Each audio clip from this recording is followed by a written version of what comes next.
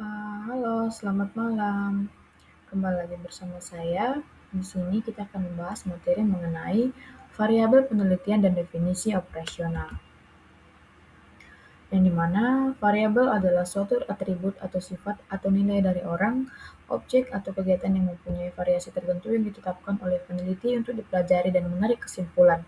Variabel adalah atribut seorang atau objek yang mempunyai variasi antara satu orang dengan yang lain atau objek dengan satu objek yang lain. Hubungan antar variabel. Yang pertama ada hubungan simetris, yaitu merupakan suatu hubungan antara dua variabel atau lebih yang terjadi secara bersamaan.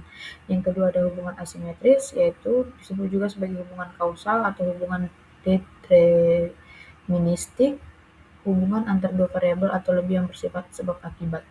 Lalu yang ketiga ada hubungan timbal balik atau resiprokal, yaitu hubungan antar variabel yang bersifat timbal balik atau reciprokal. Ini sering juga disebut sebagai hubungan interaktif. Variabel independen merupakan variabel bebas sebab stimulus prediktor ansiden. Variabel bebas adalah variabel yang mempengaruhi atau yang menjadi sebab perubahan atau timbulnya variabel dependen. Misalnya suatu riset bertujuan untuk menguji kebutuhan diet dengan kualitas hidup pasien gagal ginjal kronik. Variabel dependen merupakan variabel yang dipengaruhi atau menjadi akibat karena adanya variabel bebas. Variabel dependen disebut juga dengan variabel terikat, karena variabel ini dipengaruhi oleh variabel independen atau bebas. Contohnya suatu riset bertujuan untuk menguji tingkat stres dengan kejadian dispepsia. Selanjutnya ada variabel moderator, yaitu merupakan variabel yang mempengaruhi, memperkuat, atau memperlemah hubungan variabel bebas dengan terikat. Selanjutnya ada variabel kontrol, adalah variabel yang dikendalikan atau dibuat konstan sehingga mempengaruhi variabel bebas terhadap terikat, tidak dipengaruhi oleh faktor luar yang tidak diteliti.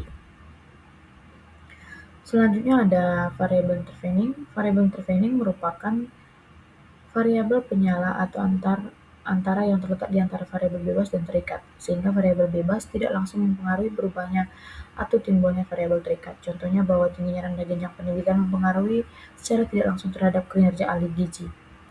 Selanjutnya ada definisi operasional. Definisi operasional adalah definisi yang didasarkan atas sifat-sifat hal yang didefinisikan, yang dapat diamati observasi. Konsep dapat diamati atau diobservasi ini penting, karena hal yang dapat diamati itu membuka kemungkinan bagi orang lain selain peneliti untuk melakukan hal yang serupa, sehingga apa yang dilakukan oleh peneliti terbuka untuk diuji kembali oleh orang lain.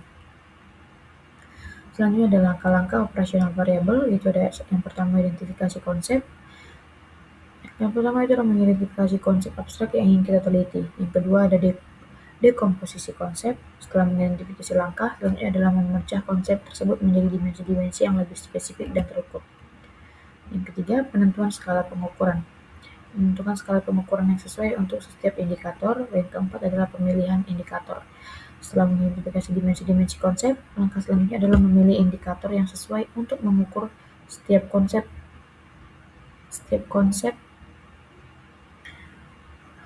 yang sesuai untuk setiap dimensi.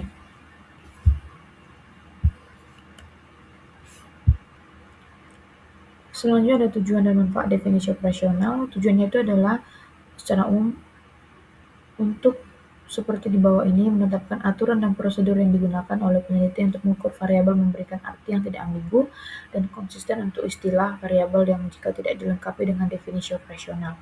Dan manfaatnya itu memudahkan menetapkan aturan dan prosedur dalam mengukur variabel, memudahkan pemahaman mengenai variabel-variabel yang diteliti. Soalnya komponen dalam definisi operasional yang pertama ada variabel, definisi, hasil ukur, skala data, dan skala ukur.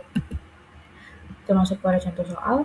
Dalam sebuah penelitian dengan judul pengaruh pendidikan kesehatan terhadap pengetahuan gizi pada ibu hamil, variabel yang berperan sebagai variabel dependen adalah jawabannya B, pengetahuan gizi ibu hamil, karena variabel dependen adalah variabel yang dipengaruhi atau menjadi akibat dari variabel dependen. Hal yang kedua, dalam penelitian berjudul hubungan pola konsumsi sayur dan buah dengan status gizi anak sekolah dasar, yang termasuk variabel independen adalah jawabannya B, konsumsi sayur dan buah.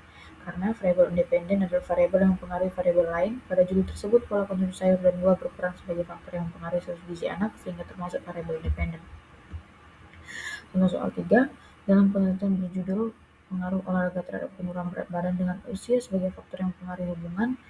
Keduanya variabel moderator adalah jawabannya C, usia. Karena variabel moderator adalah variabel yang dapat memperkuat atau memperlemah hubungan antara variabel dependen dan dependen olahraga dan penurunan berat badan sehingga disebut variabel moderator.